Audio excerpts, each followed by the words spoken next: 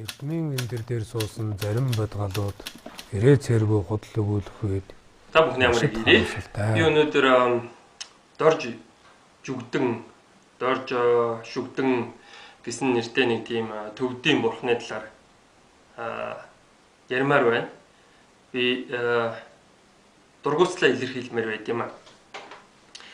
За дорж шүгдэн гэсэн энэ хүү бурхан нь Монгол оронд хизээ орж ирснийг би дорж шүгдэн бурхан одоо бусад бурхтуудтай адилхан амлалтуудыг өгж байна. Би таныг авран хамгаалнаа. Би таныг оюун ухаантай болгоно. Би таныг хөрөн мөнгөтэй болгоно гэж. Хөрөн мөнгөтэй болгоно гэж амладаг бурхан бас ховор л доо. Есүс юу гэдгийг таны хөрөн мөнгөтэй болохгүй тий? Баян хүн миний эцгийн тэр деваачнд очих нь юу гэдгийг нэг тэмээ зүүнний нүхээр гарахтай адилхан хэцүүч гэдэг юм. Тиймэрхүү юм ярьсан байдаг. Өөрөөр хэлбэл ер нь баялаг эд материалаас татгалзсан хүн деваачнд очдгоо. Тийм учраас та хөрөн мөнгөтэй баян хүн бол жишээ нь тэр тамдаа шатахтаа бэлэн байх хэрэгтэй. За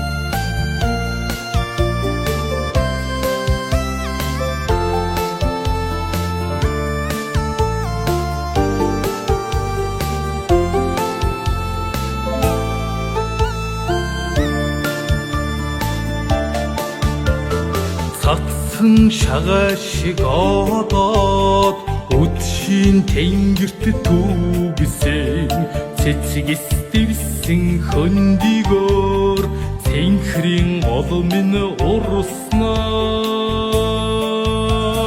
бурхадын тахлагтай уул бороондор хайрхан мэн бодоо сэтгэлдээ залбирдаг бидний сайхан утаагүй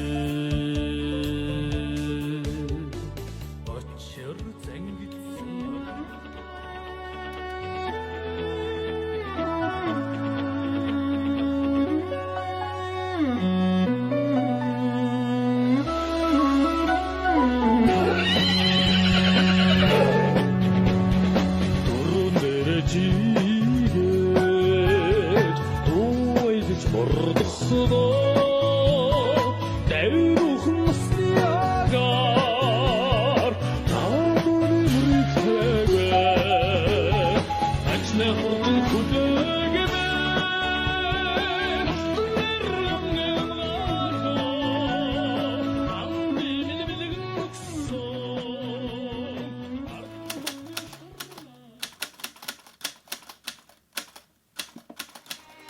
өсгөөсөрсөн төрлөх хэлмэн мартаж болохгүй дүүг сая хэлмэн үеийн үедээ бид бүхэн бас хайрлаж хамгаалж мартахгүй явах учиртай маа.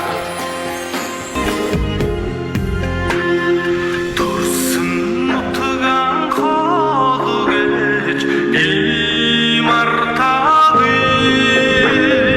Түүх соёл бичиг үсэг хинцээж бид мартаагүй. Төрсөн нутгаан Монголчраасаа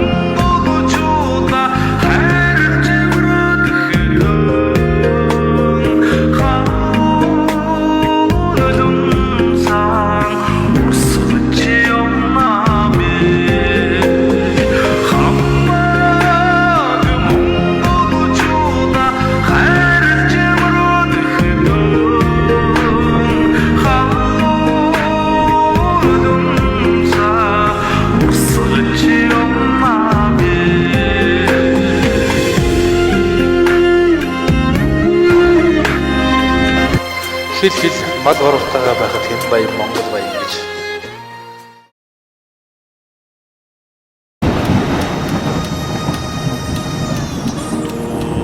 Оны сайхныг дуулаач та дэлхиймээ.